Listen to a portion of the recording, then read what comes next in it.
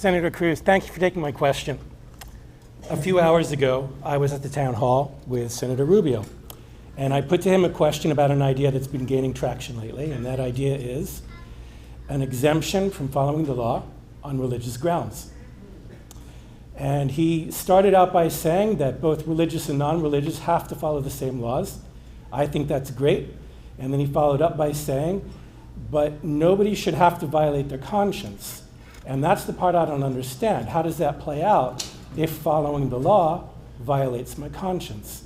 The reason I bring this up is because I am an atheist, and I am very concerned that if religion gains access to the corridors of power, that I will become a second-class citizen. And I would like your comments on that, please. Well, sir, thank you for your question. Thank you for raising it.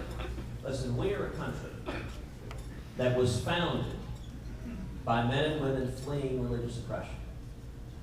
And coming, in fact, they came to New England, seeking to form a new land, a New England, where every one of us would have the right to seek out and worship God Almighty with all of our hearts, minds, and souls, free of the government getting in the way. The very first liberty protected in the First Amendment of the Bill of Rights is religious liberty. Now, part of religious liberty is you can choose which faith to follow, and it protects everything.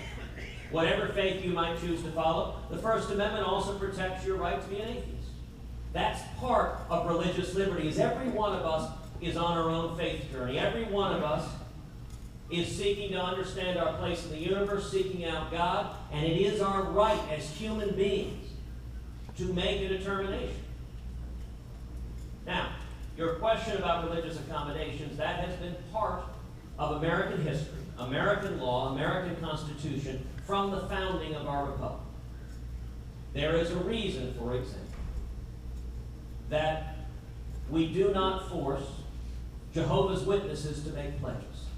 There is a reason why Quakers have been exempted from the draft and from fighting in wars. There is a reason why Jewish and Muslim truck drivers have been exempted from driving alcohol on their trucks. Because we have long respected religious faith, and our law has allowed accommodations. And if you look at other countries, if anyone chooses to exercise their faith, they risk persecution. I do not believe the federal government should be persecuting individuals for following their faith. For me, religious liberty has been a lifelong passion for decades. Indeed, we chaired 2 large religious liberty rallies where we brought forth individuals who told their stories. The media ridicule threats to religious liberty. They say they don't exist. So what we did instead is we brought forward people to tell their stories, ordinary people. And what was amazing is you'd see a florist, a baker, a t-shirt salesman, a soldier, just telling their story of standing for their faith and being persecuted. I'll give you one example. Kelvin Cochran. He's an African-American, grew up in the inner city, very difficult environment. His whole life, he wanted to be a fireman. That was his dream as a little boy. I want to be a fireman. And he ended up achieving that dream. He became a fireman, and he rose up to become the chief of the fire department in the city of Atlanta. Chief Cochran then went to D.C., served in the Obama administration on a National Fire Safety Board, and then he went back to Atlanta to resume his role as chief of the fire department. Now, Chief Cochran was also a Sunday school teacher. And in the course of teaching Sunday school, he began studying the passage in the book of Genesis, where God says to Adam and Eve, "Who told you you were naked?" And Chief Cochran began thinking about that and dwelling on it. He began looking for where else, what it meant to be naked. And he looked at where else in the Bible there was a reference to be naked, not just in the obvious sense of not wearing clothing, but being outside of God's covering, God's righteousness, God's grace. And he contrasted that to other places in the Bible where it used the phrase clothed in righteousness, clothed in forgiveness, clothed in God's grace. Chief Cochran taught a whole series of Sunday school teachings based on that comparison. He decided to write a book. He wrote a little book. The book is entitled, "Who Told You You Were Naked?" In the course of that book, he has a page and a half discussing what the Bible teaches on human sexuality.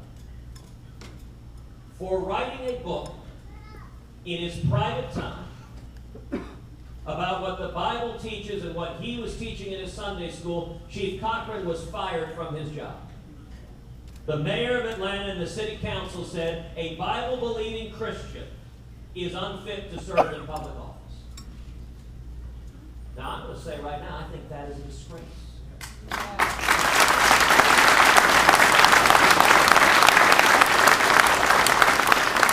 And pluralism and diversity means we respect other people's views. If you choose to be an atheist, that is your choice. You have the right to make that.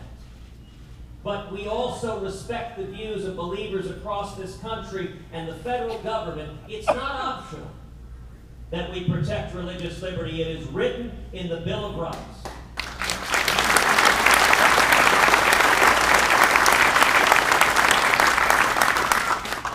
And there is a reason why the oath of the President of the United States that is written in the Constitution is to preserve, protect, and defend the Constitution. There is no higher obligation I will have as President than that.